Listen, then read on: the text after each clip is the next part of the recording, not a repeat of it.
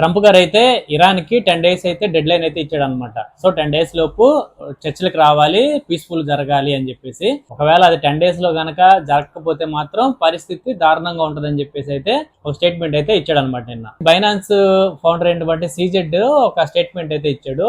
Actual గా ఒక US senator federal reserve కి అలాగే ట్రెజరీకి ఒక లెటర్ అయితే రాశారనమాట. ఏమని రాశారంటే క్రిప్టో కరెన్సీకి బెయిల్అవుట్ ఇవ్వద్దు అని. బెయిల్అవుట్ అంటే ఏంటంటే ట్యాక్స్ పేయర్ డబ్బులతో క్రిప్టో కరెన్సీకి హెల్ప్ చేయాల్సిన అవసరం లేదు అని. సో దాన్ని కోట్ చేస్తూ సీజెడ్ గారు ఏమన్నారు, క్రిప్టో కరెన్సీకి బెయిల్అవుట్ అవసరం లేదు, ఇది స్వతంత్రం కలిగినటువంటి మార్కెట్, సో దీనికి అవసరం లేదని చెప్పేసి ఒక స్టేట్మెంట్ అయితే ఇచ్చాడనమాట. సో ఇది చాలా పాజిటివ్. అది నిన్న బ్లాక్ రాక్ అయితే $64 million worth of bit coin, Ethereum sale చేయడం అయితే జరిగింది. క్లారిటీ యాక్ట్ గురించి క్రిప్టో హోల్డర్స్ కి బ్యాంకులకి మధ్య యూఎస్డిటీ ఈల్డ్స్ అనే టాపిక్ మీద చర్చలు అయితే జరుగుతున్నాయి.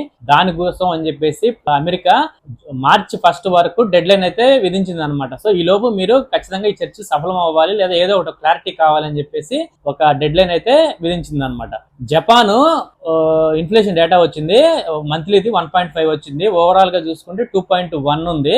సో వాళ్ళ టార్గెట్ వచ్చేసి 2% అనమాట. సో 2% కనుక టార్గెట్ రీచ్ అయిందంటే రేట్ కట్స్ వచ్చే అవకాశం ఉంటుంది జపాన్ లో. సో జపాన్ లో రేట్ కట్స్ కూడా కరెన్సీ కాదు, ఓవరాల్ గా అన్ని మార్కెట్లు కూడా ప్రభావితం చేస్తాయి. ఒక్క బైనాన్స్ లోనే 65% ఆఫ్ స్టేబుల్ కాయిన్స్ రిజర్వ్ లో ఉన్నాయి. అంటే చూడండి, ఓవరాల్ గా అండర్లైజ్డ్ ఎక్స్చేంజ్ లో ఉన్న స్టేబుల్ కాయిన్స్ కంటే కూడా బైనాన్స్ లో చాలా ఎక్కువ $45 billion ఆఫ్ స్టేబుల్ కాయిన్స్ ఉన్నాయి అంటే చాలా పెద్ద విషయం అనమాట. సో అందుకే నేను ఎక్కువగా బైనాన్సే వాడతాను. సో బైనాన్స్ ఇండియాలో లీగల్. సో బైనాన్స్ ఎవరైనా సరే ఎక్స్చేంజ్ వాడాలి అనుకుంటే సెంట్రలైజ్డ్ ఎక్స్చేంజ్, బైనాన్స్ అనేది ద బెస్ట్ ఆప్షన్ అని నేను చెప్తాను. రిపుల్ CEO అయినటువంటి గార్లిక్ హౌస్ అనే ఆయన ఏప్రిల్ లోపు క్లారిటీ యాక్ట్ బిల్ అనేది పాస్ అయిపోద్దని చెప్పేసి ఒక స్టేట్మెంట్ అయితే ఇచ్చాడు.